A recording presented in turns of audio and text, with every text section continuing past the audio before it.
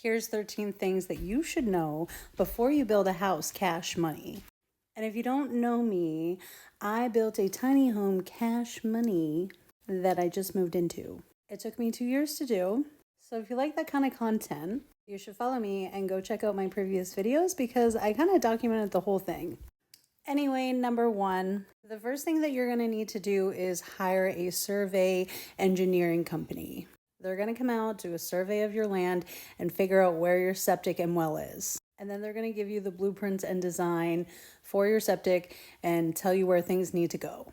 You need this before you can get your permits. So this brings me to number two. You are going to need permits and inspections for everything. Once you get your permits, every step of the way is going to require an inspection. So you're going to need an inspector from your municipality building. You don't have to pay for that. And this is really important so you can get an occupancy permit at the end. Number three, you're going to need your power company to come out and hook up a temporary power line. And before you do that, you're going to need your permit. So after the power company comes out and gets the wire to the little tripod thing, then you have to hire your very own electrician to come in and hook the wire up to the panel box that has your plugs in it. And here's the tricky part.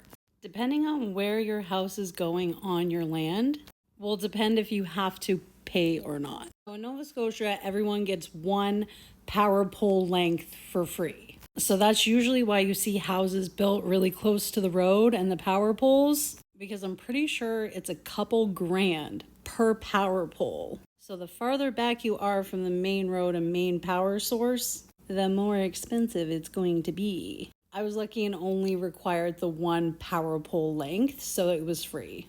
Number four, you're gonna wanna be strategic when you start. So like when you start building, I don't know what it's like where you're from, but here in Nova Scotia, a lot of the roads, especially dirt roads, are gonna be closed in the spring to big trucks. So the best time to start is late spring when the roads are open back up, because you're gonna need boom trucks, cement trucks, big flatbeds dropping off material and supplies. Number five, your footing and foundation is going to be one of the most important parts. Probably one of the hardest trades to contract, especially if you want a good job.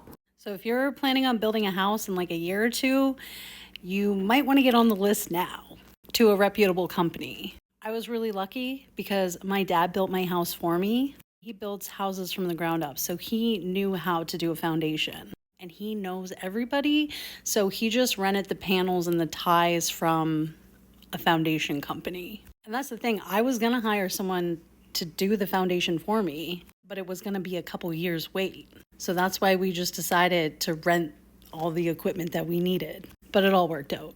And your foundation is the most important part. This is what your house is going to sit on. So you don't want it to crack and you want it to be squared and level. And I'm telling you, I was in the trenches helping with the cement work and the foundation. And it is dirty, dirty work. And number six, it's going to be way cheaper if you contract the trades yourself. Like I said, I was really lucky that I didn't have to hire a contractor and my dad built my house for me. But if you want to build a house cash money like I did, my recommendation would be to hire a builder, a carpenter, and just find all of the individual trades yourself. And pro tip, try to find smaller, reputable trade companies in your area that are willing to work for cash money, because you're going to save the taxes. And that's going to be thousands and thousands of dollars. Number seven, if you build cash money without a mortgage, you don't have to get stamped lumber. Stamped lumber is just a higher grade and it's way more expensive. So if you build cash money, you can just go to your local lumber mill and get the same thing for a fraction of the price. Number eight, you need to know that your well and septic is going to be one of the most expensive things. I went with a drilled well. It's 360 feet and it was just shy of $20,000. My septic, 10 grand.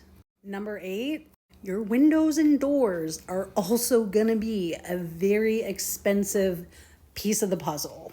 My recommendation is finding local window suppliers. See if they have a warehouse with mix matched windows. Windows that are odd measurements, you can usually get them for way cheaper than what a standard size window is. But you're gonna wanna get your windows before you frame your house. So that way, if you do get a cheaper window that's not a standard size, your framer can make those adjustments for your windows to fit. Number 9, the only trades that you have to contract is your electrician and your plumber, and they have to be a red seal.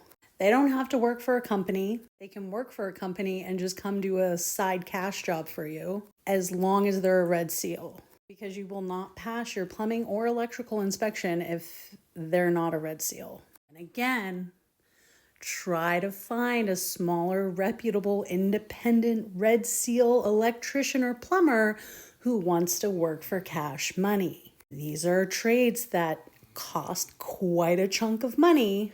And if you have to pay taxes on top of that, it's going to be so much more money. Number 10, builder's insurance is going to be really hard to fucking get. And if you can find it, it's gonna be really expensive. Like, I'm talking $1,000 a month. And a lot of times they'll only cover you for like 6 months. And that's if you can even get it. And a lot of times when you build cash money and you don't have a mortgage, insurance doesn't want to cover you. I can't remember what number we're at, but next, since we're talking about insurance, when your house is finished, if you built cash money, it's gonna be really hard to find an insurance company to cover you for a basic homeowner's policy. And lastly, once you break ground, be prepared for your property tax to fucking skyrocket. Deadass. I went from $200 a year to over $1,000 a year, and that was just when my house was airtight, just the bare bones. So it will be interesting to see how much it goes up now that my house is finished. But my only recommendation is to save all of your receipts and keep really good records. So if you feel that they over-assessed your property, you kind of have receipts and proof that hopefully will get you a reassessment. Anyway, I hope this helped. And the other day I did some financial figuring of how much I have into my house. And with all the trades and the material and everything of where it's at now, I'm in about 120 grand. But you need to remember that I didn't have to pay a contractor or a builder. Like, my dad refused to take a dime. I had to force him to take gas money to come here. But I can imagine if I did have to pay a contractor or a builder, it would definitely be $50,000 to $100,000 more. And remember, my house is a tiny house. It's 16 by 40. It's on a 4-foot frost wall with an 18-inch pony wall on top of that. It's a pretty basic design. And again, you really don't need a contractor. You just need a carpenter. Someone who knows how to build shit and use a tape measure and make sure things are squared and level. You can find all your trades yourself. And a lot of times, contractors can be sketchy. They take retainers and then they don't even show up. So if you find someone who wants to work for cash money, paid by the hour, paid weekly, and then you just buy the material that they need, it's going to be a lot cheaper and a lot safer. Anyway, love you, bye.